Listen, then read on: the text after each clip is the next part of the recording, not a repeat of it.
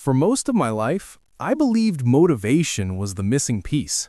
I thought if I could just feel motivated, really motivated, everything would finally fall into place. I waited for it. I searched for it. I depended on it. And that's exactly why it failed me. Before I go any further, if you're in your 20s or 30s and you're tired of starting strong and quitting quietly, subscribe. I'm not here to inspire you for 5 minutes.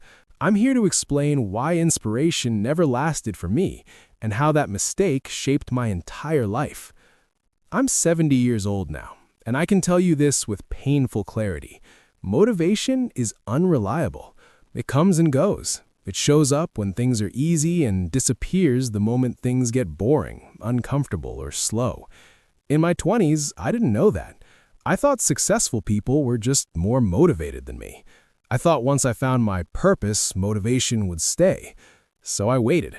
I waited to feel like working. I waited to feel ready to change. I waited to feel inspired to be disciplined. And when motivation faded, as it always does, I stopped. Every time. I started projects with excitement and abandoned them when the excitement wore off. I made promises to myself during high moments and broke them during ordinary days. I confused emotional highs with commitment, and because motivation feels powerful when it's present, I trusted it. That trust cost me decades. No one warned me that motivation isn't what builds a life. It's what makes you start. What builds a life is what keeps you going when motivation disappears. I didn't have that. I thought something was wrong with me because I couldn't stay motivated. The truth was simpler and more dangerous. I built my life on a feeling instead of a system. And feelings don't show up every day.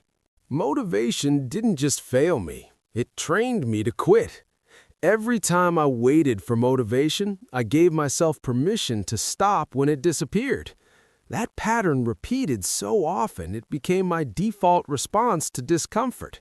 If I didn't feel like doing something, I assumed it wasn't the right time. I didn't understand that most of life's important work feels wrong before it feels rewarding. In my 20s and 30s, I blamed myself. I thought I lacked willpower. I thought I wasn't driven enough.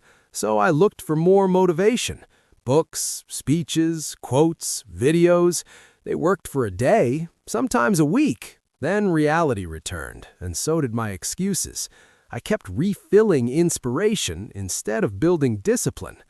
What no one explained is that motivation is a reaction, not a strategy. It reacts to novelty, excitement, and emotion. Discipline reacts to nothing. It shows up whether you feel good or not. I didn't respect that difference. I treated motivation like a fuel source, not a spark. And sparks don't power long journeys. Motivation also made me impatient. I wanted visible progress quickly so I could stay excited. When progress was slow or invisible, I assumed I was failing. So I changed direction over and over again. I never stayed with anything long enough for effort to compound. My life became a collection of beginnings with no finish. At 70, I can see how many times I was close to building something real, but I walked away because I didn't feel motivated anymore. That's the cruel part. Motivation didn't stop me from starting. It stopped me from staying. And every time I quit, it became easier to quit again.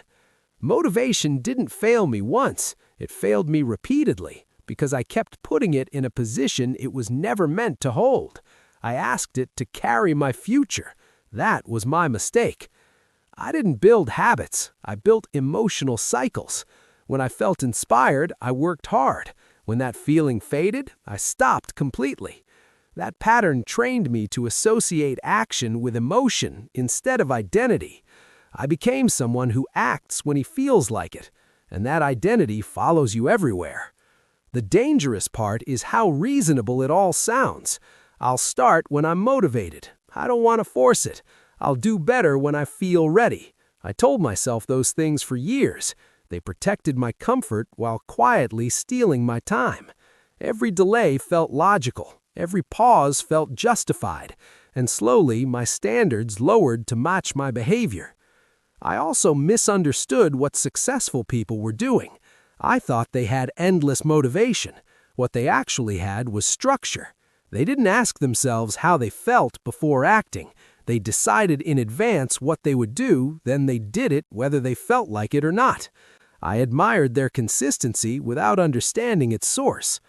Because I waited on motivation, I never stayed in anything long enough to get good at it.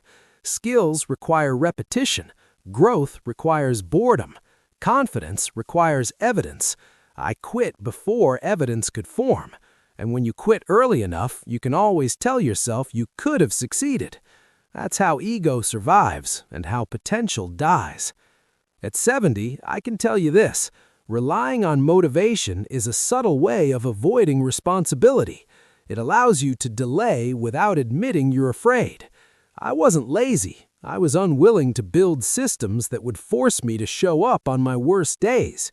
And those worst days, those were the ones that decided everything. There's a quiet cost to living this way that no one talks about: the erosion of self-trust. Every time motivation faded and I stopped, something inside me noticed. I told myself I'd start again soon, but a part of me stopped believing my own words. When you break promises to yourself often enough, your confidence doesn't collapse. It drains, slowly, silently. I became hesitant, not because I lacked ability, but because I no longer trusted myself to follow through. New goals felt heavy before I even started them. I'd been disappointed by myself too many times. That's what relying on motivation does. It turns inconsistency into identity. And once inconsistency becomes who you are, change feels almost impossible. Motivation also made me chase intensity instead of consistency. I was always looking for the next surge of inspiration, the next idea that would finally stick. I jumped from plan to plan, routine to routine, hoping one of them would feel different enough to last. None of them did. Because the problem wasn't the plan. It was my dependence on feeling good to keep going. What I needed, but avoided, was boredom, repetition, simplicity. The same small actions, done whether I was tired or excited, confident or doubtful. That kind of work doesn't feel heroic. It doesn't give you a rush. It builds something far more valuable: reliability. I never trained that muscle. At 70, I understand something clearly. Motivation is a visitor. Discipline is a resident. One shows up when conditions are right, the other stays regardless of weather. I kept waiting for the visitor and never built a home for discipline. That's why motivation failed me. Not because it's useless, but because it was never meant to be in charge. If I could go back and tell my younger self one thing, it would be this: stop waiting to feel like it. Feeling ready is not a requirement for building a life. Showing up is. I waited for motivation to carry me forward, and when it didn't, I stood still, convincing myself I was just being patient. I wasn't. I was postponing responsibility. At 70, the truth is simple and painful. Motivation never built anything for me because I never built anything without it. I didn't decide who I was going to be and then act in alignment with that decision. I let my emotions vote every day, and emotions always vote for comfort. The people who passed me in life weren't stronger. They weren't more inspired. They were more committed. They acted first and let motivation catch up later. I did the opposite. I waited to feel inspired and then wondered why nothing lasted.